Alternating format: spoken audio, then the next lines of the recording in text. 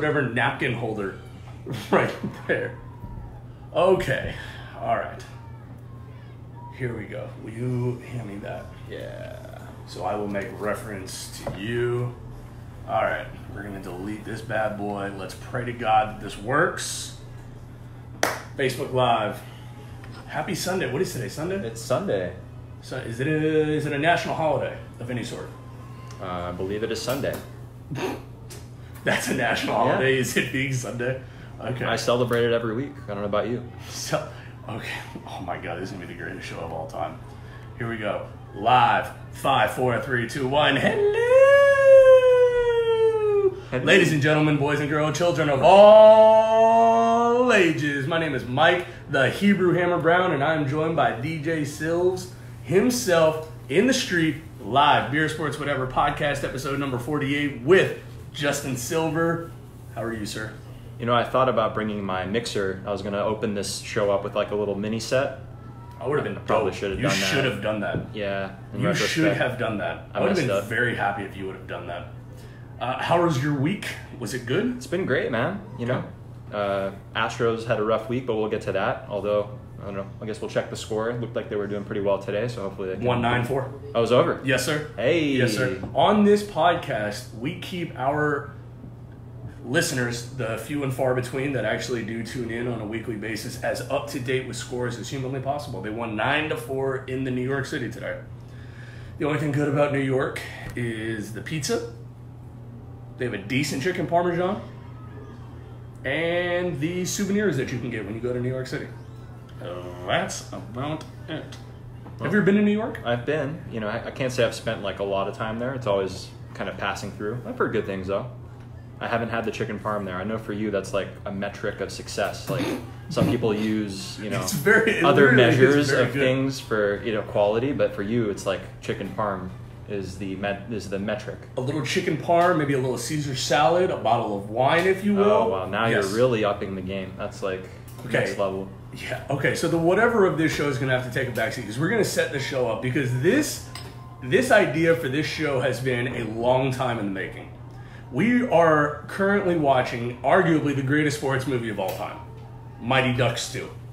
Was there a name for Mighty Ducks 2 or is it just Mighty Ducks 2? D2, the Mighty Ducks. D2, the Mighty Ducks. So we have currently have this movie on, and you and I are going to spend a segment of the show discussing the characters of the show, where they would be now, and who is most important to the success of the Mighty Ducks.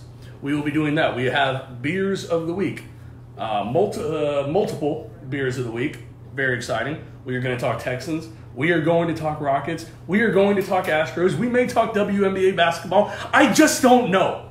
I can barely sit down in my seat. That's how excited I am. I'm glad I came over. Wow. Yeah. Sounds like it'll be a lot of fun today. All right. Especially the last part. Yes, absolutely. 100%. Tyson Mitchell is also here. Tyson, how are you? I'm doing well. Thank you. Yeah, Tyson is working out for some unknown reason, watching D2 of the Mighty Ducks. Now, I want to apologize if I intercede. What did you say? I didn't get a chance to work out today, so I had to do a little something. Yeah, well, absolutely. Got to get it in. I might drop and do like 50 push-ups in the middle of the show. It. Let me go off on a tangent at any point. If I drop down and do 50... Look, Coach Bombay picked to coach Team USA. Very exciting. We are going to live what happens on the movie that's been out for like 25 years as the movie goes on. Here's Julie Gaffney, Julie the Cat. Mendoza, Kenny Julie Wu. the Cat Gaffney. She's my... I mean, I don't want to skip ahead, but she is one of my favorite characters. Julie the Cat. Gaffney. Why? She's you think she's hotter than Connie Moreau? It's a toss-up, but I think so because she's a goalie. I was a goalie when I played hockey, so I mean, I have a... So you're attracted to fellow goalies. Yeah, and she makes just an amazing glove save against Gunnar Stahl. Why are you ruining the damn movie? Good Lord. Well, I mean... Mendoza can't stop. This team looks like they're completely out of the ability to perform at a high level. I was reading this article about, it was talking about D2, the Mighty Ducks, and why like everything that happens in this movie is completely infeasible. Like it just is not realistic at all. Why? So one of the reasons it said was, well, Mendoza, like he can't stop, right? Right. But Coach Bombay, I mean, he spends a little bit of time teaching him, you know, trying to fix that, but they feel like he doesn't give him enough attention about that, like trying to fix his problem. They had a whole segment I know, with well, Hans. Let me get to the point of every point made in this article was completely just bad. I mean, it was just horrible arguments. So We I should feel like tweet them. writing a response article to this guy and just being like, look, if you're gonna put content out about my favorite movie, you got to be like on the ball. You know, don't put out a bunch of smut. Be trashing your favorite movie like that? Seriously. I'm telling. Okay, so At least make a good argument. He wasn't making any good arguments. Oh, It was the- on the Chive. If you ever read that, it's a nonsense website. Okay, so before we get into the Mighty Ducks, let's talk about our beers of the week. The first one that we have is a Shiner Light Blonde. It is only 99 calories, and it is delicious. The mouthfeel, I think, is exquisite. It goes down very, very easily, I would say. So if you would like to so I introduce hope it your goes beer. down. Yes, it goes down very easily. What is wrong with that? I'm just saying it's a liquid that you're drinking, so it should go down easily, right? No, I'm just saying that it doesn't, you know, it doesn't inhibit my other abilities to recognize what is going on. It goes down very simply, if you Simply, will. okay. Simply, yes. All right. Thank I you. got it. Nice. Okay, Right yourself? Here we have a Great White Buffalo from Buffalo Bayou Brewing Company. Very nice. Great. I mean, it's not my favorite kind of beer, I'd say, but it's good. It's very light, you know.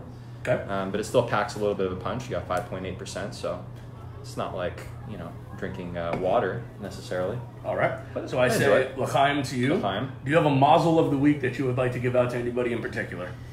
Oh, man. Mazel, I mean, I got to say, mazel to the Astros on breaking their losing streak, right? Getting back on track. Thank God. I had faith. I wasn't too worried, you know. Really? Yeah, 7 games still is a lot to lose in a row, but, you know, just looking at our team, it's going to happen. We're going to go through points like this in the season. It's still June. Like, wasn't too concerned. So we're going to be back on track. The good news is in our last 8, we are now 1-7 instead of 0-8. So that's good. My mazel of the week will go to... Who do I want to give it to? Well, that's a different question. Hey, I will give it to the Houston Rockets because of the new uniform reveal, which we will talk about later. Yes. But I absolutely love it. So that is my mazel of the week. Let's get into said Mighty Ducks. Because recently they had a reunion at an Anaheim Mighty Ducks game, which kind of is what spurred this conversation of, you know, they always talk about like greatest sports movies of all time, right?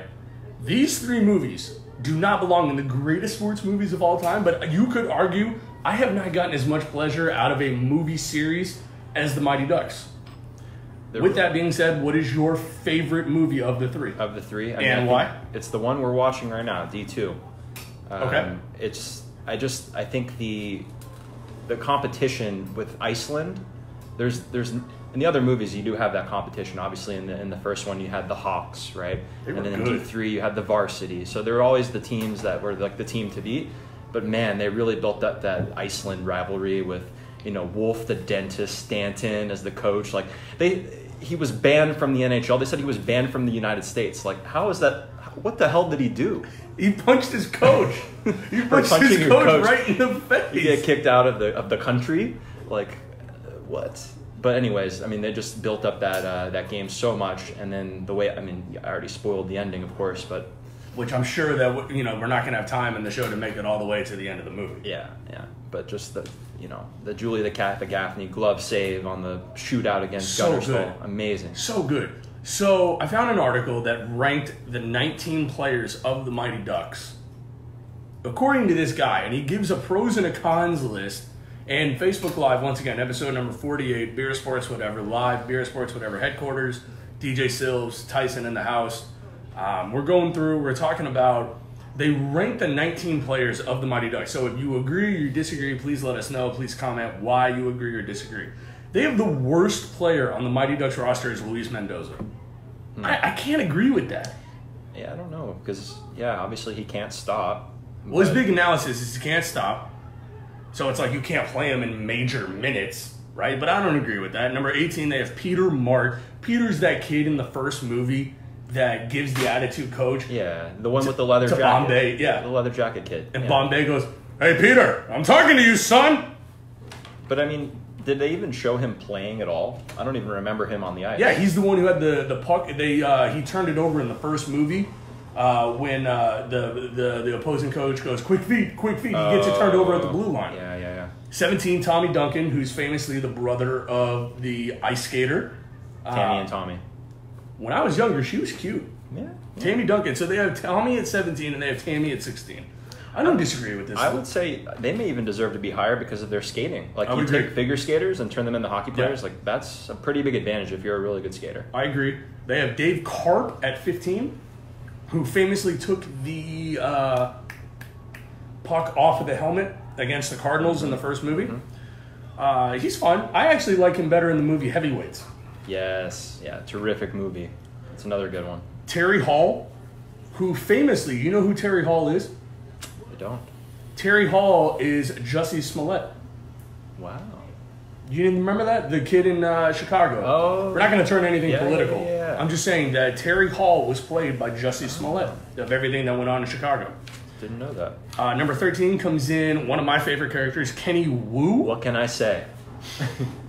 You put a stick in his hand, nobody can touch him. Nobody can touch him. Number 12, one of my favorites. They never said if he was Jewish, but I assume that he is Jewish, Mr. Les Averman. All three movies, reliable passer, good sense of humor, willing to work with dog poop from the first movie, average dancer. He was okay. I would probably put Kenny Wu ahead of Les Averman, but that would just be me. What do you think? I don't know. I like Averman's sense of humor. I think it's good to have that on your team, you know, good locker room presence. So at number 11 comes in one of my favorite characters, who I think is a babe, is Connie Moreau. Have you seen pictures of Connie Moreau present day? Yeah, no, she's very hot. She's a babe, dude. Yeah. Pros, good with the puck, very enthusiastic, excellent teammate. Cons, a lack of size, soft spot for Guy Germain. Yeah, that's definitely the con.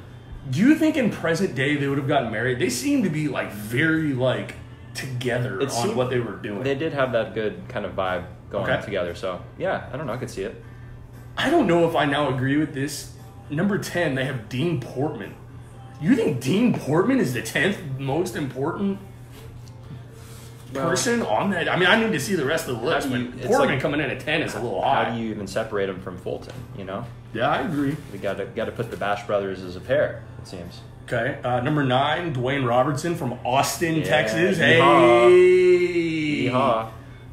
Pros, amazing puck handling skills, very good skater, can flip the puck really high. That's true. Yes, it's true.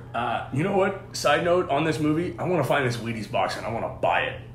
Do you think it's that big? Do you think they actually have it that size, or is it just like a normal size Wheaties box? I don't know, but I want to find it. If there's like a miniature version, like a regular size version of it, I want it in my home. Okay, so Dwayne comes in at number 9. Number 8, Greg Goldberg. Wait, you skipped on Dwayne Robertson. It says that a con is that he carries a lasso. Why is that a con? Because he got penalized in the third movie. Yeah. I think this article is really built more around the funniness of it. Like in present day, like if Dwayne Robertson was actually on your team, there was a chance that because he was from Texas, he brought a lasso with him. His lasso skills, though, you have to give it solid. I mean, unbelievable. Solid. The guy who played Greg Goldberg, who comes in at number 8. Have you seen him present day? Oh my God, that mugshot is like the scariest thing. First of all, it looks like he was like 60 years old in that picture. It's scary. Sad. It's really scary. Goldberg was solid because he has the ability to not only play goalie, but to also play defenseman. So he's very valuable to the team. Number 7 comes in Charlie Conway. On that note, I was at the mall today, and at one of these like sports stores, they are now selling these movie jerseys. They had a Charlie Conway jersey available for like $75. The problem is that it's like 112 degrees outside, so it's like you can't wear a long sleeve jersey. But my God, I wanted it. It's the one from the first movie, the original Ducks jersey. Oh man, how does Conway come in at 7? And especially with number 6, Russ Tyler, who's famously played by Kenan Thompson. Yeah, Russ Tyler for his specialty skills. I mean, that knuckle puck, obviously. And when they put him in, you know, in that play where he pretended to be the goalie. Okay, can we talk about for 2 minutes? Number 1, in this second movie, that's who scores the game-tying goal at the end of the movie. If you're on the opposing bench, how do you not see the guy changing into the goalie? It's the goalie! Yo, with what the coach said? Yeah. The goalie! What does he say? Russ Tyler, he's got the puck with a knuckle puck. And he yells, no! Famously, the puck happens to go in. Okay, so Tyler comes in. This is kind of a side story. Sorry, I probably have a lot of side stories on these because, you know, childhood hockey and stuff. So I always wanted. They had that schoolyard hockey puck that they used. It was like the an red one, right? Red or orange or something. So I always, when I was a kid, I always wanted to have it. So I finally found it and bought it, and I would always try to practice a knuckle puck. You know, I'd go out on the street or whatever with the net, and I would put the puck in, straight up. And and it never worked. Never did what it looked like it could do. So, yeah. That's my story. So we're at the point in the movie where they play Trinidad and Tobago. Yeah. Where it's like they're up 12 to nothing in the movie. That was one of the points that this article made, was like, why are you putting Trinidad and Tobago in the Junior Goodwill games? Like, why is that fair? They don't even have ice. Yeah. They don't even have ice in Trinidad and Tobago. I do love when they do score the goal, because it's like the one guy who ends up scoring. That guy makes a hell of a move. And then the crowd, they're hitting the bongos to celebrate. Yeah. Okay, so let's finish up the list. Julie the Cat Gaffney comes in at number 5, which, I mean, by far the best goalie of the series, right? I mean, it's not even close between her and Goldberg. So I see that. One guy that Guy Germain comes in at number 4. I overlooked how important he was to the success of the team. That guy was good, don't you think? He was a good player. Yeah. He was a really good player. His pros, great puck skills, nice vision on the ice, good on-puck pressure. So it's like, he was important. Fulton Reed coming in at number 3 is a little interesting. But it's also not that surprising, because he's in all 3 movies. In the first movie, he ends up scoring the game-winning goal to send them to the playoffs. He scores he scores a goal in the championship game.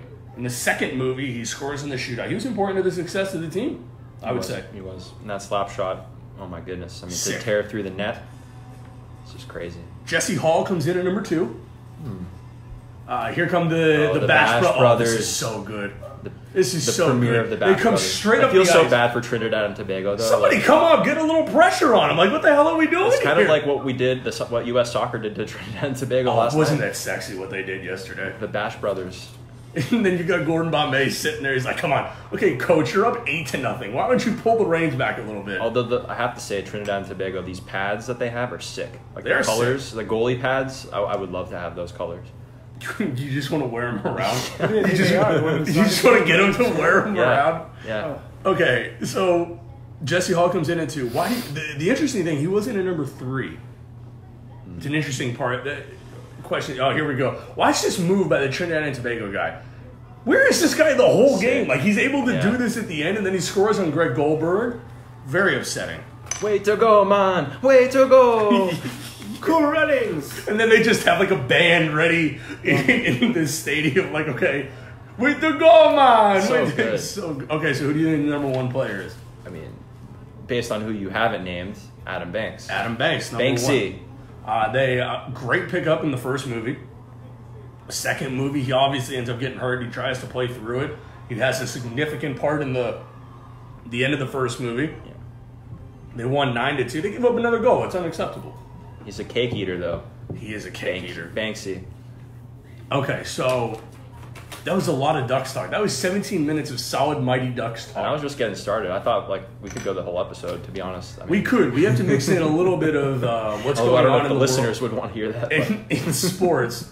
But we will come back to it. We will come back to it at the end, but that was very solid. Okay, so the Rockets came out with new uniforms this week.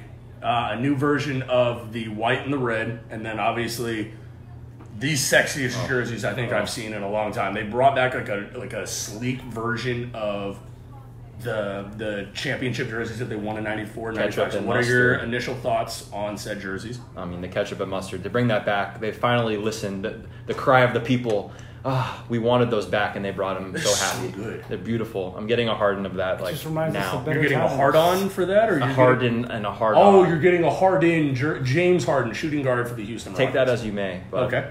I mean, well, no. I mean, I was going to say I'm getting a Harden too, and I'm getting it in both facets. Hey. So, here comes Gunnar Stahl. She's hot too. You know what? That's Coach underrated. McKay. She was sexy in this McKay. movie. Miss McKay. Miss McKay. Yeah. We waiting for ice to freeze. Let's play. Okay, that's. But this is also the movie that taught me. I'm going to talk about why this is the best of the 3. That Greenland is covered in ice, and Iceland is very nice. Ooh, that's when he went to get. And you know why? When he went to go get ice cream with the Iceland. He's with an Iceland chick. What's chick. he doing with her? Some coach we got. And there was some conspiracy theory also. I really got into the weeds on this one. Like, That you didn't send me this. I'm the very upset that assistant you for didn't share this the article assistant with coach me. for Iceland was Jan's daughter, and that Jan was like scheming behind this whole thing.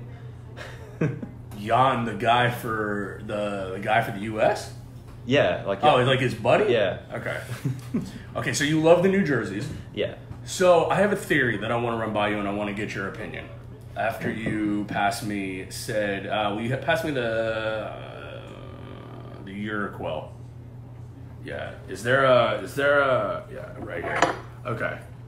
So then my next beer of the week, Pilsner Urquell from Pleslin, Czech. I don't know. Czech Republic. You think? Well, probably Czech. So there's a lot of drama that's been coming out about the Rockets in recent weeks. Things that Chris Paul is unhappy. That I think it's all BS. Did you see? I don't think I asked you this. Did you happen to see the Instagram post that they said Chris Paul was getting really tired of Harden, that the relationship had completely deteriorated, and he commented and said, "Well, that's news to me." And then Daryl Morey does the same thing and says that it's news to him as well. Yeah, I don't buy it. I really don't. I don't know who's trying to create. I mean, maybe they're just trying to make news stories and create headlines for the sake of it. But I really don't think there's that issue. I don't see why they would have that kind of a problem together. But I have a working theory. The Rockets recently fired all of their assistant coaches. You don't think it's a coincidence that all this stuff is coming out now when we fire those assistant coaches? I think it's one of those assistant coaches has gone rogue and is leaking all of this BS information just to screw with the team. Maybe. Trying to hurt our free agent. Yeah, I mean, I think they're sabotage us for some reason, or I've never seen a team that gets so heavily scrutinized by the national media like the Rockets. Like, the season's not even going on, and you're just looking for stories to try and tear this team down. Yeah. It's ridiculous, at least in my opinion. Well, I think, unfortunately, it's Harden that draws all that attention towards us in a negative way. I mean, people just love to hate him for whatever reason. They, just the style of his play, and I mean, he capitalizes on the nuances of the game. He knows how to play. He knows how to get what he wants and do what needs to be done to get the calls and everything. But people like to point the finger and say that's not real basketball and that's trash and whatever, and no one wants to see that. So he gets, very heavily criticized, and I think naturally the Rockets draw it because of him. Very good friend of the show, Ryan Davis, comes in and says, why does it have to be BS? Because I think it is. We live in a day and age where anybody has the ability to post anything they want at any time, which has never been what has been able to take place before. Yeah. This guy, Vince Goodwill of Yahoo Sports, says, I have sources that have said this. So let me ask you, Justin Silver, A.K.A. DJ SILVZ, live, episode 48, Beer Sports Whatever, podcast headquarters. Who are you going to believe? Vince Goodwill, who claims that he has sources, or are you going to believe Daryl Morey and Chris Paul? Daryl Morey has said it numerous times that Chris Paul is not going anywhere. And Chris Paul literally came out and said that it's news to me that this is an issue. Well, I'm going to believe my GM and my starting point guard. Yeah, let me also, I agree with you, but also let me put my team bias aside for a second and say just generally, I believe that because, I mean, we're not moving Chris Paul. That contract is not going anywhere. And unfortunately, that's just what it is. But if they wanted to, they could move it. You think so? Yeah, I think they could. I think the Lakers are going to take him in 3 weeks from today because they are going to strike out in free agency. No one's okay. So the Lakers have $23 million, right? So let me ask you this: who are they going to get to take their $23 million in cap room? Yeah, I don't know. Do they really need Chris Paul though? Well, think about this, right? LeBron can play point. Yeah, honestly. But if you look at the rest of the roster built around LeBron and Anthony Davis right now, the rest of the roster is not very good, So they have to build out the rest of the roster. So what happens when Kawhi Leonard stays in Toronto, Durant goes to Brooklyn, Kyrie Irving goes to Brooklyn, Kemba Walker stays in Charlotte? So who are you going to go get now? Yeah. If the Lakers get desperate enough, they will take Chris Paul's contract. That's all I'm saying. To Ryan, your point about how many times has a GM said a player isn't going anywhere only for them to be moved. Obviously a lot, like that happens very frequently. With Morey though, he's pretty direct. If you heard his comments the other day about the draft, like I mean, he was saying, oh yeah, we almost made that move for that guy in the 20s, and it would have been a roster player. Like, he shouldn't really be saying these things, but he says it. Like, he comes out with it. So I don't know. I'm not saying he won't do it, but he seems like he's more transparent about what's kind of going on. The other part of that, Ryan, I want to address real quick. I want to get your take on it as well. Is Chris Paul's the president of the Players Union? It's not going to be the look that you want to make by Daryl Morey by saying, oh, you're not going to be traded, and then when he goes and moves him. There's no reason for Daryl to say that he's going to be not going to be moved, if then he's just going to move him. Yeah. But also, if the right, listen, I mean, at the end right of the trade day, comes it's along, business is absolutely. business. Morey's going to make the best deal for the team. So if a good opportunity comes up to move him, he will. I think the two names I want to get your opinion on for this summer is the big names that I'm looking at are Jimmy Butler and DeAndre Jordan. If you can find a way to turn Clint Capella and Eric Gordon into Jimmy Butler and DeAndre Jordan, this team is going to the finals next year. Think so? Yeah. Yes, I 100% think so.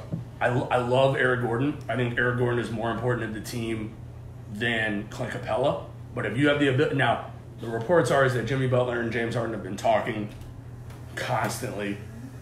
They want Jimmy Butler here. They got to find a way to do the sign and trade with Philly. And it's going to have to be the same thing if you remember when Chris Paul went to the Clippers and he opted out of his player option. He goes back and says, look, I'm going to Houston.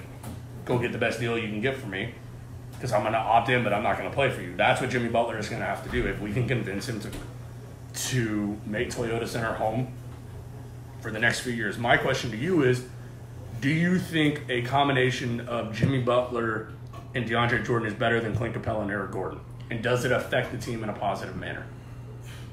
That's a tough question, to be honest. I mean, I think there's pros and cons to each side. Like, I mean, with Capella, you have obviously his youth. Yeah. And yeah, he struggled in the Warriors series, but overall he was a solid center for us, and I think he's only going to get better. He's shown a lot of improvement. I feel like his ceiling we still haven't seen yet. With DeAndre Jordan, obviously you know what you're getting with him, but he's just on the tail end, so I guess he can give us that push for maybe a year or 2 years, whatever. But I just feel like you're sacrificing a lot more of the future with giving up Capella. And then in terms of Gordon versus Butler, I mean, obviously a different style of player. Butler's going to give you a lot more on the defensive end. Gordon just has these streaks, it seems, where he just turns it on offense and drills a bunch of threes. But I don't know. It's hard to really compare those two. I'd say I'd take Butler between them, but I don't really have a strong stance on that either way, to be honest. Yeah, I mean, I just think that gives you a different perspective on the roster by doing that. What the team you have now, I think, is really, really good, and it's the only team clearly in the Western Conference that gave the Warriors any sort of headache last year. I mean, any sort of headache. Yeah, the Clippers won 2 games in the first series.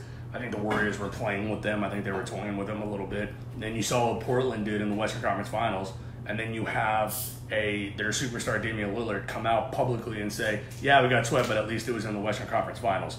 I'm going to say if James Harden said that, he would still be getting killed for that to this day. And everybody just say, oh, it's Damian Lillard being Damian Lillard. No, the double standard of this league is just so unbelievable. It just makes me infuriated on a daily basis, it seems like. Yeah. I don't know. I feel like you just have to look at, we were right there, and what was it that we weren't able to do? Obviously, there were pivotal moments in those games down the stretch where we just simply didn't convert. We just didn't get the job done. But, I mean, we got out-rebounded so many occasions where it was just frustrating. It was just really, really frustrating to watch these games where we don't have the size. We can't battle and get these balls. I mean, it's just really hard to watch in some cases. I think DeAndre Jordan helps with that. I think Clint Capella is a good individual rebounder. I think DeAndre Jordan, though, is that defensive anchor. He reminds me, not on the same level, he reminds me a lot of Dikembe Mutombo. Remember when Deke came here, when we had the teams in the early, was it 2011, 2012, I think he was here? It may have been a little earlier, but bringing him in at that time, you know what I mean? That made sense bringing him in at that point. I think it's the same thing with DeAndre Jordan. I think he could be that difference maker. With that being said, I want to get your opinion on what the hell is going on Kirby Drive Oh, gosh. with the Houston Texans because it's a new week. It's been 7 days on this podcast since we have talked about the Houston Texans. And what I'm going to do, I'm going to present you with a slew of questions. I'm not going to, this is very shocking for everybody here in attendance and everybody watching on Facebook. I am not going to give my opinion on it. Whoa. I'm going to simply let you answer said questions. Okay. All right. Fair enough. What the hell is going on with the Houston Texans? That's the question? That's a broader I thought you were going to question. guide me a bit more than that. I'll give you a little bit more. So I'm going to give you the timeline, and you tell me what you agree with and what you don't agree with. Okay. Thursday night, there was a ring ceremony for the New England Patriots. New employee of the Texans, Jack Easterby, formerly of the New England Patriots, flew there to obviously for the ring ceremony. Talks to one of their personnel guys, Nick Caserio. Yep. Friday, next day, the Texans fire their GM, Brian Gaine. Saturday, make the request to interview Caserio. Yep. Wednesday, it gets denied. Thursday, it comes out. Sometime between Wednesday and Friday, tampering charges get filed. And then you guys basically say, you know what, never mind, we're not going to go after him at this point. Basically giving the win to the Patriots. So Justin Silver, A.K.A. DJ SILVZ, I ask you, what the hell is going on with the Houston Texans right now? Man, if I knew. That's like the $1 million question. What are they doing? They It's a just $5 million question. completely botched whatever they were trying to do with Caserio. I mean, I guess it's still feasible that we could get him at some point, right? He's under contract, so we could trade for him, as one could trade for a GM. We could wait till he's, out of his contract and get him maybe in a year or two. I don't know exactly when that would be, but I don't know. I guess there have to be other options out there. I know we have an interim guy right now, and they're saying maybe he'll, pair up with Bill O'Brien, and they'll just handle the management stuff for now. There doesn't seem like a very good option at this point. It's So like, this is what not- are we left with? So this is now the second GM that Bill O'Brien has run out of town. The first one being Tyson Mitchell, ladies and gentlemen. Later, Tyson. Love you guys.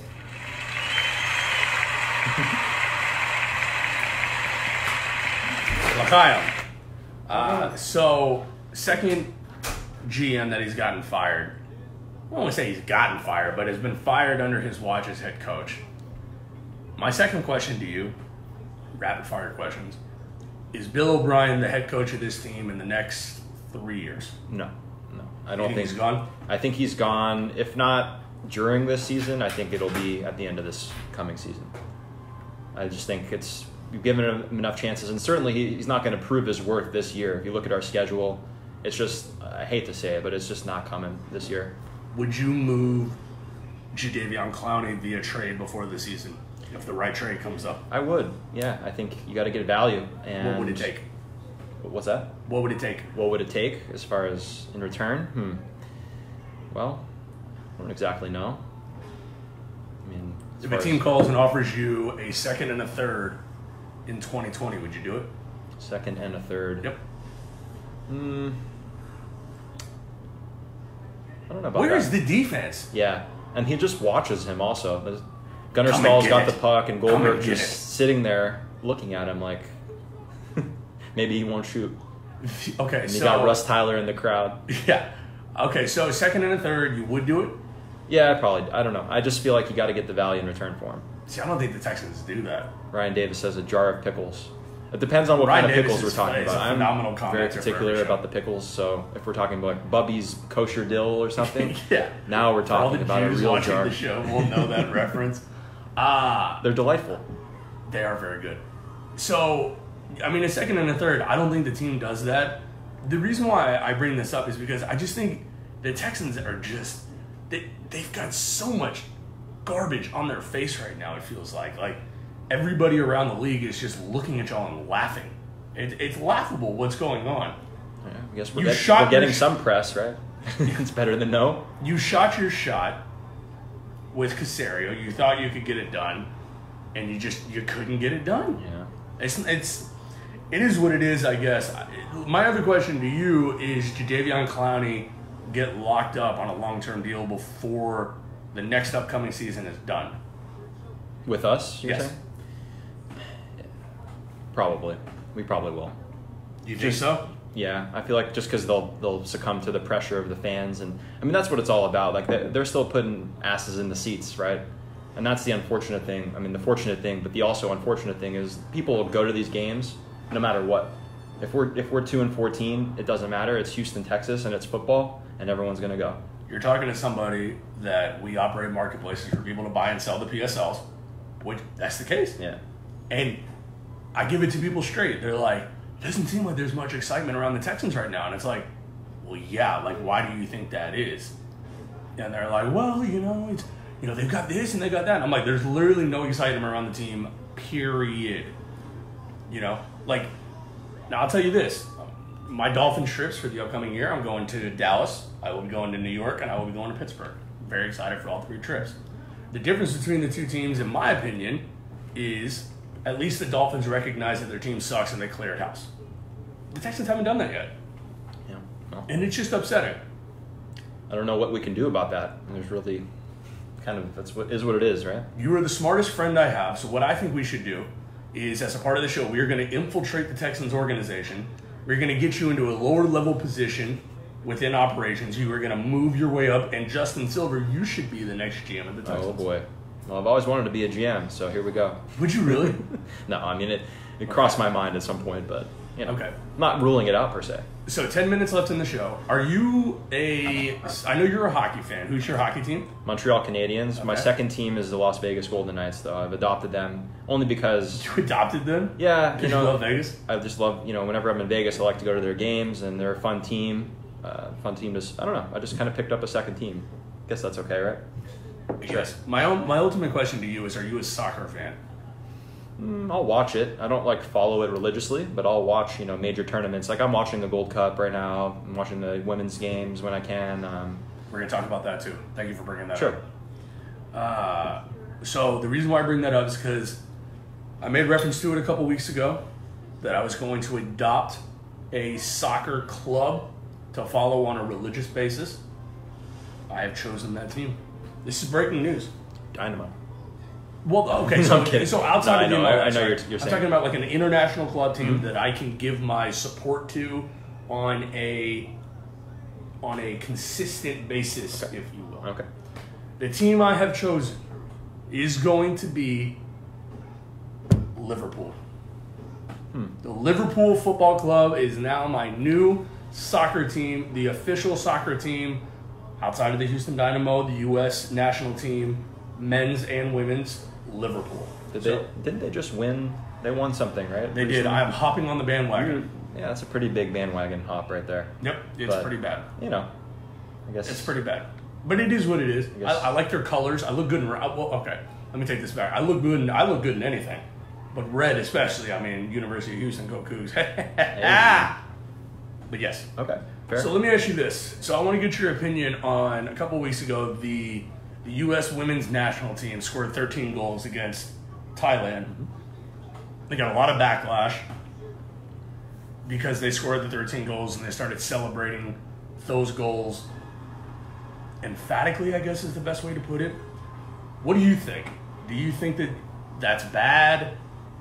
Do you think that it's okay to do that because it's the World Cup? Where do you stand on that? Well, you're asking this as Iceland just defeated Team USA in the first matchup 12-1. Yes, I said 12-1. Double elimination, so they still have one more loss that they can suffer. Yeah. But he changed his whole look. Coach Gordon Bombay comes out with the slick hair. I don't like it, man. The Hendricks sponsorship really got to him here. Yeah. The money got to his head. Yeah. But no, about well, first of all, the scoring of the 13 goals, it is what it is. They were completely overmatched. I mean, Thailand was against the U.S. They're not going to hold back. It's not right to expect a team to just not to sit back and not play their game. Yeah, now, do they have to really put the foot on the gas each time and really, try to score? I don't know, maybe not. But, it's just, it would be wrong of them. And I think it was, I don't know if it was Alex Morgan.